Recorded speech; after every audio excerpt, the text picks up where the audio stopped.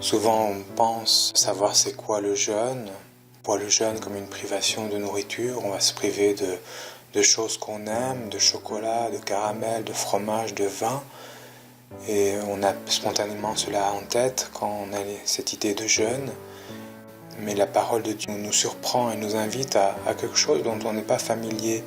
Le Seigneur dit, le jeûne qui me plaît, c'est de faire tomber les chaînes injustes, délier les attaches du joug, rendre la liberté aux opprimés. Donc voilà, c'est un jeûne surprenant. On n'a pas tendance à entrer dans ces dynamiques-là. Il nous faut nous priver, il nous faut jeûner, nous priver, jeûner de tout ce qui peut enchaîner, étouffer nos frères et sœurs. Le but de notre jeûne, c'est de rendre toujours plus libres les personnes qui nous entourent. Et alors là, on a comme un point de discernement à faire dans l'Esprit Saint, en toute humilité, de savoir reconnaître ces lieux où nous pouvons enfermer, étouffer, brimer nos frères et sœurs. Il nous faut véritablement dans l'Esprit jeûner pour rendre libres ceux et celles qui nous entourent. Là où est l'Esprit, là est la liberté, non seulement notre propre liberté, mais aussi la liberté des personnes qui nous entourent. Et c'est vrai que si on est honnête avec nous-mêmes, il y a des jugements que l'on porte sur les autres, il y a des regards, il y a des désirs déréglés ou des affections malsaines qui peuvent être des lieux où on enchaîne, où on étouffe les personnes qui nous entourent. Et le but de la vie dans l'esprit, le but de cette vie de charité, n'est pas de ramener autrui à nous-mêmes, de l'enchaîner à nous-mêmes, mais au contraire de l'aider à s'accomplir, à être toujours plus libre dans l'esprit, libre de tout ce qui peut l'empêcher d'être lui-même. Et donc nous avons toujours à avoir à l'esprit ce devoir de libérer autrui pour qu'il soit pleinement enfant de Dieu, qu'il accomplisse son vrai visage dans l'amour.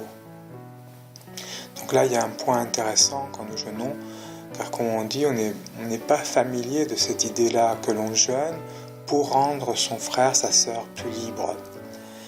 Mais ce jeûne-là, qui vise le bien d'autrui, il faut aussi avoir conscience qu'il est aussi tout à notre avantage.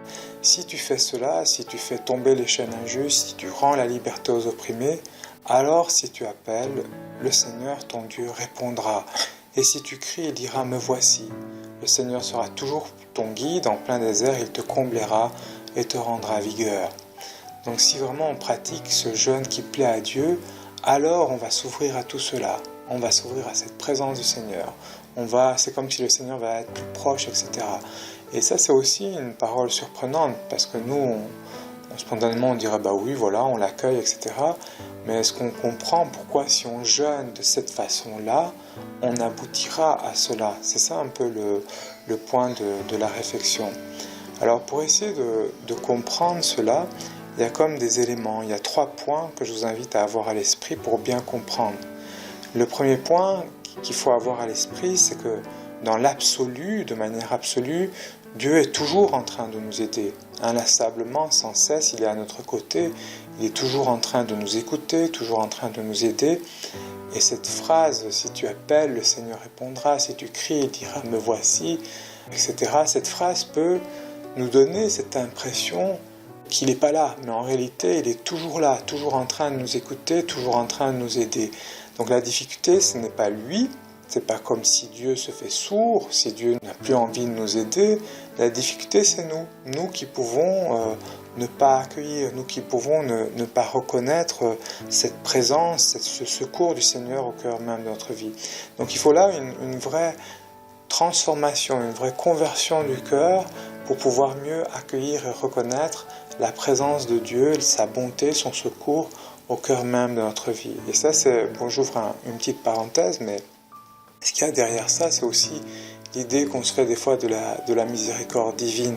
Souvent on dit, oui, Dieu m'aime au cœur même de mon péché, gratuitement, etc. Donc, et c'est vrai, cette idée-là, elle doit être prise en compte, on ne peut pas la nier, mais en même temps, il est tout aussi vrai de dire que si on ne se convertit pas, on finira par ne pas accueillir et ne pas reconnaître cette miséricorde du Seigneur.